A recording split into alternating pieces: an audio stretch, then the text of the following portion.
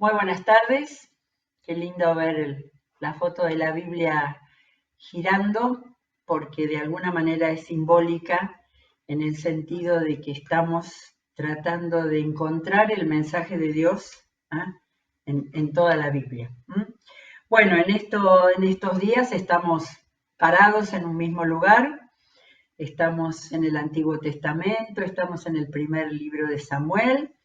Creo que hacía mucho tiempo que no leíamos un libro casi entero, como vamos a leer, pero como recalco siempre, si creemos que esta es la palabra de Dios, si creemos en la complejidad que tiene, eso no es si creemos, si entendemos la complejidad que tiene por tener tantos autores, se considera que unos 40, por tener tantas épocas diferentes y tantos géneros literarios, ¿sí? Algún día vamos a hacer un repaso de los distintos géneros literarios.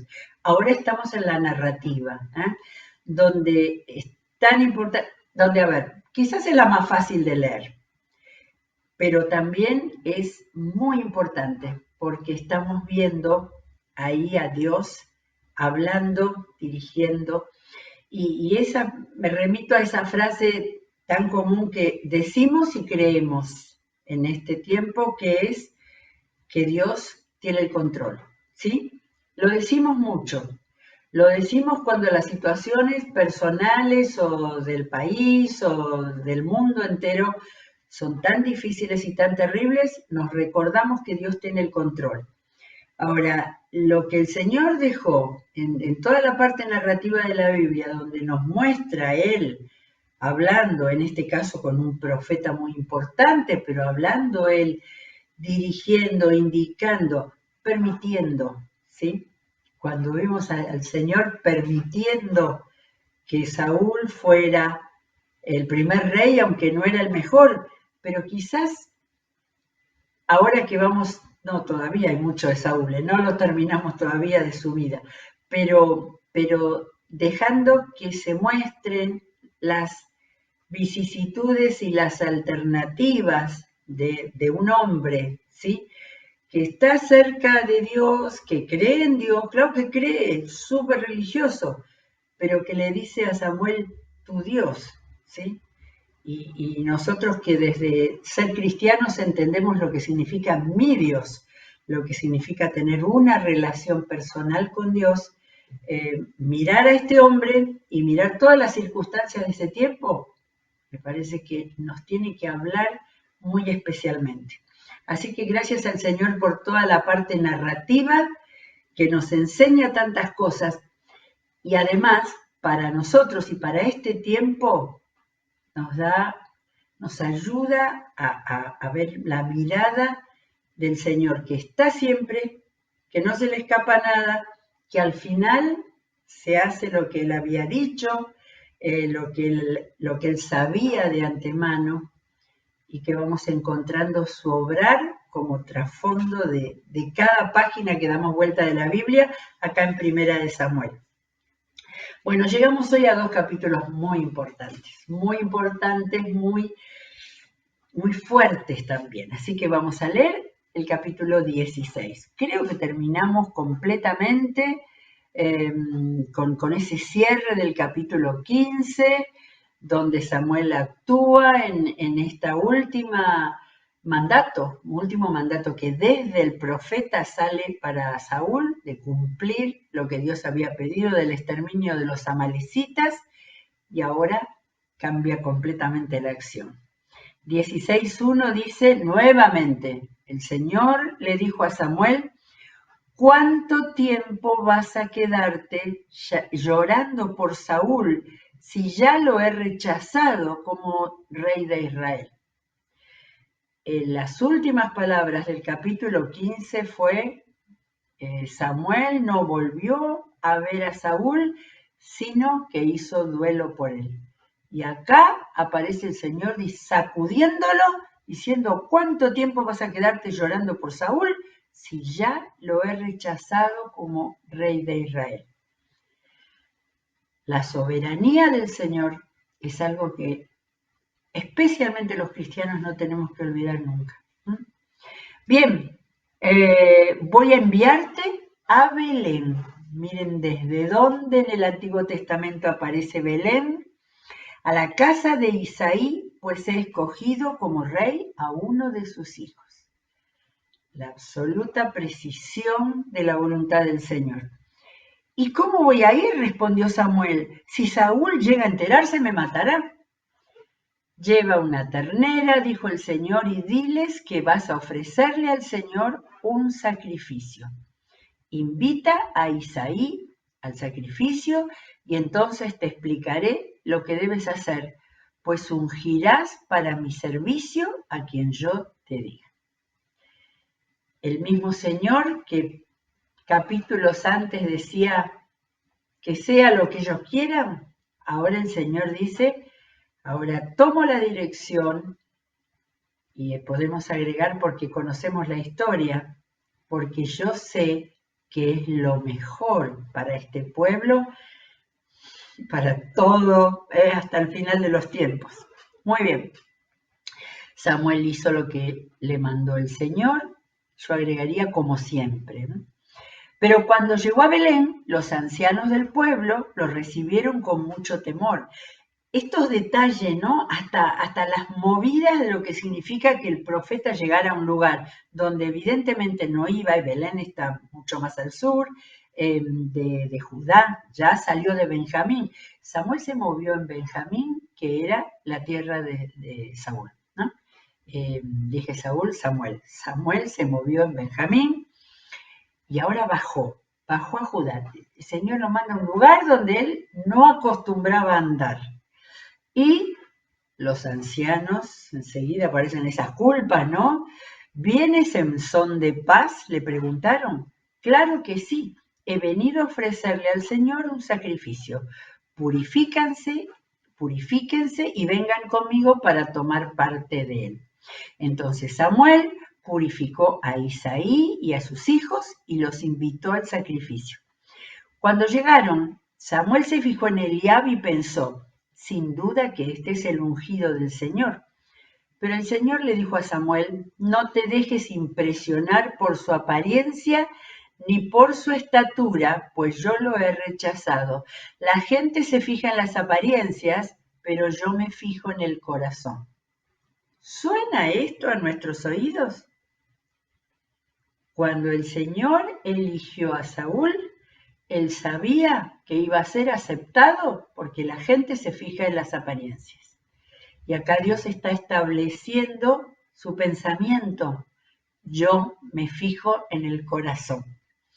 Entonces Isaí llamó a Abinadab para presentárselo a Samuel, pero Samuel dijo, a este no lo ha escogido el Señor.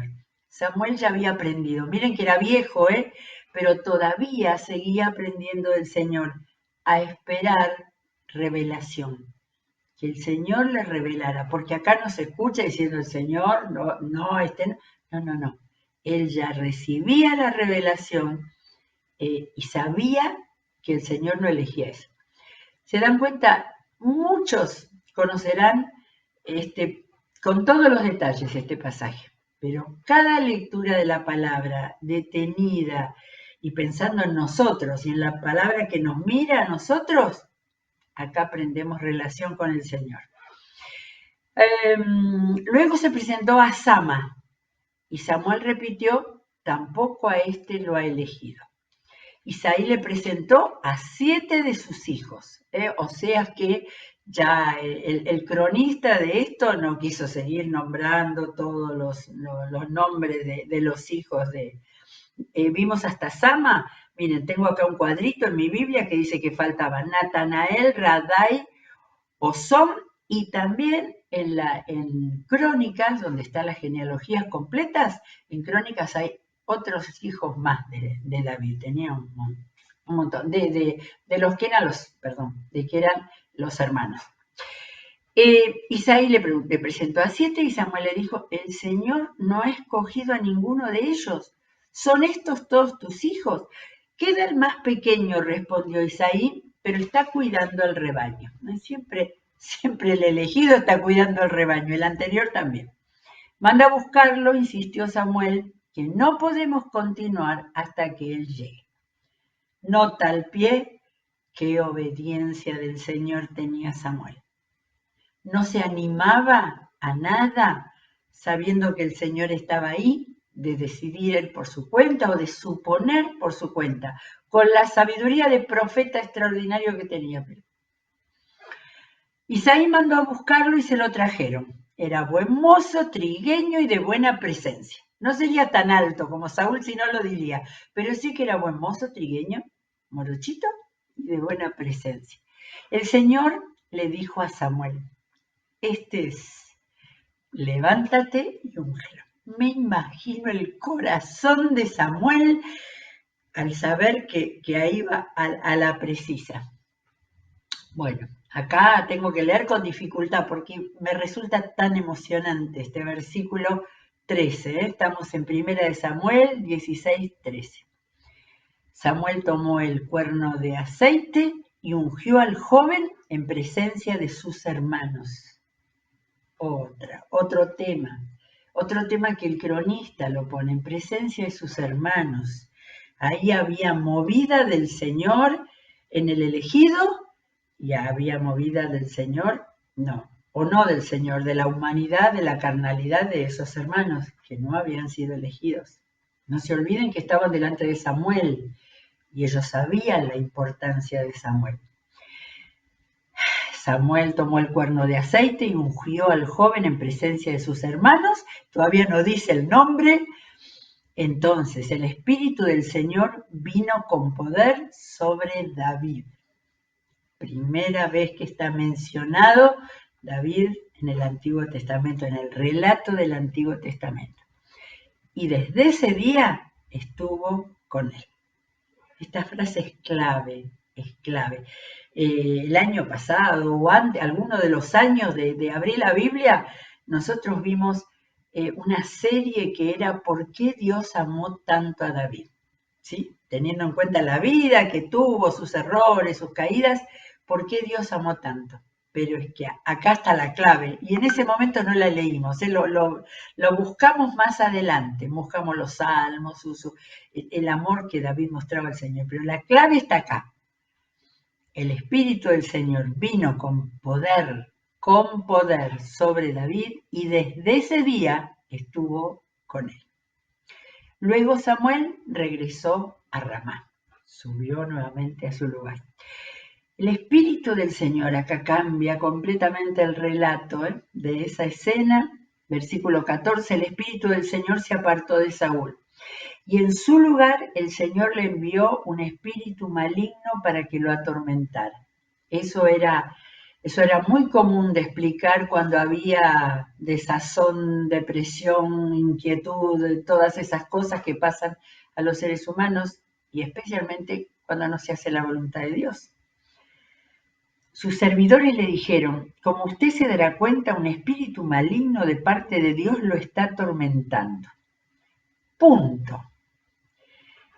Lo que sigue hasta el final, que es donde aparece David en la vida de Saúl, es posterior al capítulo 17. Así que lo nota cualquiera, por el relato que viene en el capítulo 17, conocido de memoria, pero lo vamos a desmenuzar. Después vamos a volver a terminar a leer este momento de Saúl exaltado y cuando aparece David. Pero antes ya lo conocía David. Capítulo 17. Los filisteos reunieron sus ejércitos para la guerra. Vuelve la guerra acá, concentrando sus fuerzas en Soco, pueblo de Judá. Acamparon en Efes-Damín, situado entre Soco y Azeca. Estos son pequeños pueblos, por eso no aparecen en los mapas, creo. Por su parte, Saúl y los israelitas se reunieron también y acampando en el valle de Elá, ordenaron sus filas para la batalla contra los filisteos. Con el valle de por medio, los filisteos y los israelitas tomaron posiciones en montes opuestos. Un famoso guerrero oriundo de Gat, una de las ciudades importantes de los filisteos, cerca del mar Mediterráneo, salió del campamento filisteo. Su nombre era Goliat y tenía una estatura de casi 3 metros. Llevaba en la cabeza un casco de bronce y su coraza, que pesaba 55 kilos, también era de bronce, como lo eran las polainas que le protegían las piernas y la jabalina que llevaba al hombro. El asta de su lanza se parecía al rodillo de un telar. Así que imaginación para ver lo tremendo de todo esto. Y tenía una punta de hierro que pesaba casi 7 kilos. Delante de él marchaba un escudero. Goliat se detuvo ante los soldados israelitas y los desafió.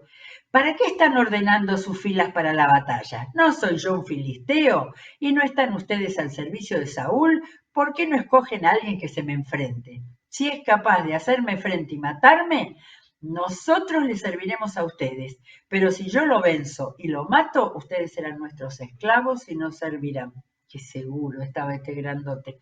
Dijo además el filisteo: yo desafío hoy al ejército de Israel. Elijan a un hombre que pelee conmigo.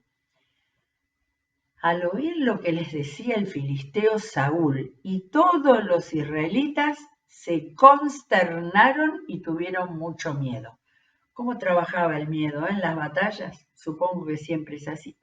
David era hijo de Isaí, un efrateo que vivía en Belén de Judá.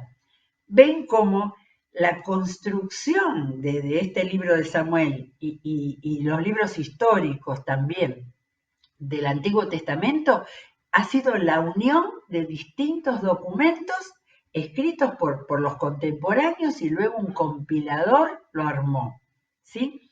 Por eso acá de nuevo viene la presentación de David. Y entonces por eso dejamos esa parte del capítulo 16. Entonces, dice que David, hijo de Isaí, que vivía en Belén de Judá. En tiempos de Saúl, Isaí ya era de edad muy avanzada y tenía 8 hijos. Sus 3 hijos mayores habían marchado a la guerra con Saúl. El primogénito se llamaba Eliab, el segundo Abinadab y el tercero Sama. Justo los 3 que Samuel dijo, estos no. Estos 3 habían seguido a Saúl por ser los mayores. David, que era el menor, solía ir a donde estaba Saúl, pero regresaba a Belén para cuidar las ovejas de su padre. Primer elemento de David, era curioso y quería saber siempre lo que estaba pasando. El filisteo salía mañana y tarde a desafiar a los israelitas y así lo estuvo haciendo durante 40 días. Qué importante que es el número 40 en la palabra, ¿no? Como un número poderoso. Ya lo sabemos muy bien. Un día Isaí le dijo a su hijo David: toma esta bolsa de trigo tostado y estos 10 panes y vete pronto al campamento para dárselos a tus hermanos.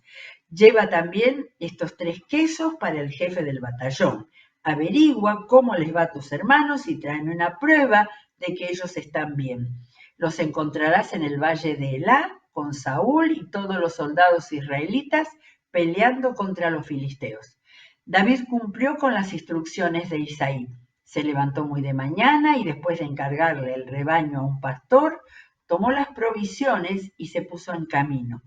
Llegó al campamento en el momento en que los soldados, lanzando gritos de guerra, salían a tomar sus posiciones. Eran puro grito de guerra, ¿no? Detrás había un pavor impresionante. Los israelitas y los filisteos se alinearon frente a frente. David, por su parte, dejó su carga al cuidado del encargado de las provisiones y corrió a las filas para saludar a sus hermanos. Mientras conversaban, Goliat, el gran guerrero filisteo de Gat, salió de entre las filas para repetir su desafío, y David lo oyó. Cuando los israelitas vieron a Goliat, huyeron despavoridos. Algunos decían: ven a este hombre que sale a desafiar a Israel. A quien lo venza y lo mate, el rey lo colmará de riquezas. Además le dará a su hija como esposa y su familia quedará exenta de impuestos aquí en Israel. Yo creo que todo eso lo decían para animarse, para no escapar todo y desaparecer. Evidentemente todas esas promesas no servían para que nadie se animara. David preguntó a los que estaban con él: ¿qué dicen que le darán a quien mate a ese filisteo y salve así el honor de Israel? ¿Quién se cree ese filisteo pagano que se atreve a desafiar al ejército del Dios viviente? Otro punto para David. Este no decía el Dios de Samuel. Él sabía que era el Dios viviente. ¿Qué dice que le darán a quien mate a ese filisteo y salve así el honor de Israel? Bueno, y al que lo mate, le repitieron, se le dará la recompensa anunciada. Eliab, otro de los personajes, es muy importante cuando leemos, mirar el espíritu, el alma, la mente de los que aparecen. El hermano mayor de David lo oyó hablar con los hombres y se puso furioso con él. Le reclamó, ¿qué has venido a hacer aquí? ¿Con quién has dejado esas pocas ovejas en el desierto? Miren qué desprecio al trabajo de Davidcito, el más chico que hacía el trabajo de ellos. Yo te conozco, eres un atrevido y malintencionado. Seguro que has venido a ver la batalla. ¿Y ahora qué hice?, protestó David. Si apenas se ha abierto la boca. Me parece que esto es un ejemplo de lo que pasaba dentro de la casa. Apartándose de sus hermanos, les preguntó a otros quienes le dijeron lo mismo. Algunos que oyeron lo que había dicho David se lo comentaron a Saúl y éste mandó a llamarlo. El temor que tenían, que vino un muchachito cuidador de ovejas, como para que fueran a decir, acá hay alguien que se anima a decirle al rey. A mí me parece que el Señor obraba todo el tiempo, como tenemos que convencernos nosotros que el Señor obra aun cuando no lo vemos, ¿no? Porque era muy, muy fuerte, que apareció un muchachito y le dijeron al rey, acá hay uno. Entonces Saúl mandó a llamarlo. Entonces David le dijo, nadie tiene por qué desanimarse a causa de este filisteo. Yo mismo iré a pelear con él. Anotemos puntos de la vida de David: un coraje, una seguridad. ¿Cómo vas a pelear tú solo contra ese filisteo?, replicó Saúl. No eres más que un muchacho, mientras que él ha sido un guerrero toda la vida. David le respondió, atención, a mí me toca cuidar el rebaño de mi padre. Cuando un león o un oso viene y se lleva una oveja del rebaño, yo lo persigo y lo golpeo hasta que suelte la presa. Y si el animal me ataca, lo sigo golpeando hasta matarlo. Si este siervo de su majestad ha matado leones y osos, lo mismo puede hacer con este filisteo pagano, porque está desafiando al ejército del Dios viviente. Seguridad, humildad, claridad de plantear las cosas en su exacto punto. Entonces, el Señor que me libró de las garras del león y del oso, también me librará del poder de ese filisteo. ¿Se imaginan a Saúl? Anda pues, dijo Saúl, y que el Señor te acompañe. Faltó que dijera, y tu Señor te acompañe, ¿no? Porque luego Saúl vistió a David con su uniforme de campaña, le entregó también un casco de bronce y le puso una coraza. David se echó la espada sobre la armadura e intentó caminar, pero no pudo porque no estaba acostumbrado. No puedo andar con todo esto, le dijo a Saúl, no estoy entrenado para ello. De modo que se quitó todo aquello, tomó su bastón, fue al río a escoger 5 piedras lisas y las metió en su bolsa de pastor. Luego, honda en mano, se acercó al filisteo. Este, por su parte, también avanzaba hacia David detrás de su escudero. El escudero primero, atrás Goliat. Le echó una mirada a David y al darse cuenta de que era apenas un muchacho, trigueño y buen mozo, de nuevo las condiciones de David, con desprecio le dijo, ¿soy acaso un perro para que vengas a atacarme con palos? A los engreídos y soberbios les suele ir mal. Y maldiciendo a David en nombre de sus dioses, acaba una batalla espiritual, ¿sí? Lo maldijo en nombre de sus dioses. Añadió, ven acá, que le voy a echar tu carne a las aves del cielo y a las fieras del campo.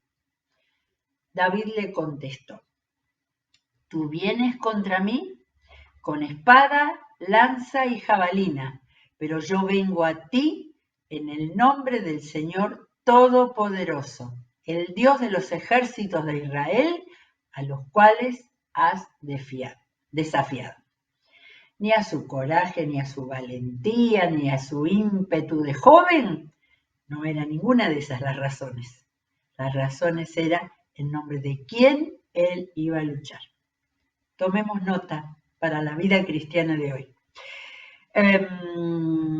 Hoy mismo, él le dice, hoy mismo el Señor te entregará en mis manos y yo te mataré y te cortaré la cabeza. Hoy mismo echaré los cadáveres del ejército filisteo a las aves del cielo y a las fieras del campo.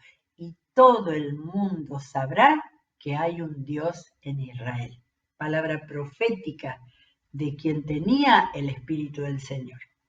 Todos los que están aquí reconocerán que el Señor salva sin necesidad de espada ni de lanza. La batalla es del Señor y Él los entregará a ustedes en nuestras manos. En cuanto el filisteo avanzó para acercarse a David y enfrentarse con él, también éste corrió rápidamente hacia la línea de batalla para hacerle frente. Metiendo la mano en su bolsa, sacó una piedra y con la honda, tenía varias, ¿no? Sacó una. Y con la honda se la lanzó al filisteo, hiriéndolo en la frente. En las batallas hay que saber a dónde herir. Metiendo la mano en su bolsa, ya está, y se la lanzó con la piedra incrustada entre ceja y ceja. El filisteo cayó de bruces al suelo. Así fue como David triunfó sobre el filisteo, lo hirió de muerte con una honda y una piedra y sin empuñar la espada.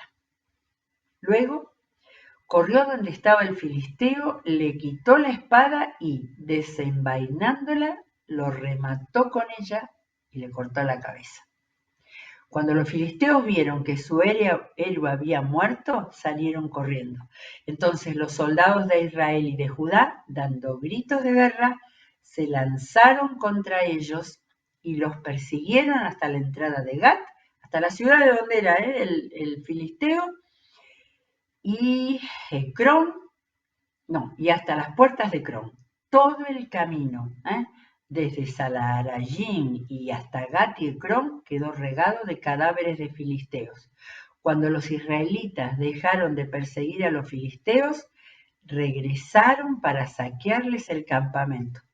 Luego David tomó la cabeza de Goliat y la llevó a Jerusalén, pero las armas las guardó en su tienda de campaña. Profeta, ya él sabía que en algún momento iba a ser el jefe de los ejércitos de Israel. Anteriormente, Saúl, al ver a David enfrentarse con el filisteo, le había preguntado a Abner, general del ejército, Abner, ¿quién es el padre de este muchacho? Le aseguro su majestad que no lo sé, averíguame quién es, le había dicho el rey. Tan pronto como David regresó, después de haber matado a Goliat, que se había quedado lejos Saúl por si acaso. Y con la cabeza del filisteo todavía en la mano, Abner lo llevó ante Saúl. ¿De quién eres hijo, muchacho?, le preguntó Saúl. De Isaí, de Belén, servidor de su majestad, le respondió David. Alcanzamos a leer completo el 16 y el 17. Creo que son los capítulos más gloriosos de Primera de Samuel. Pero es impresionante. No importa que conozcamos el cuentito, hay que leer este capítulo, estos dos capítulos, viendo a Dios cómo elige, cómo rechaza, cómo pone lo que Él espera, los méritos que Él espera, que no son méritos, sino la disposición para ser llenos del Espíritu de Dios. Volvamos a leer esto todas las veces que queramos. En la próxima seguimos con el capítulo 18 y ya avanzamos a más de la mitad del libro de Samuel. Que Dios los bendiga con toda la riqueza que nos ha dado esta parte de la Biblia. Será hasta la próxima.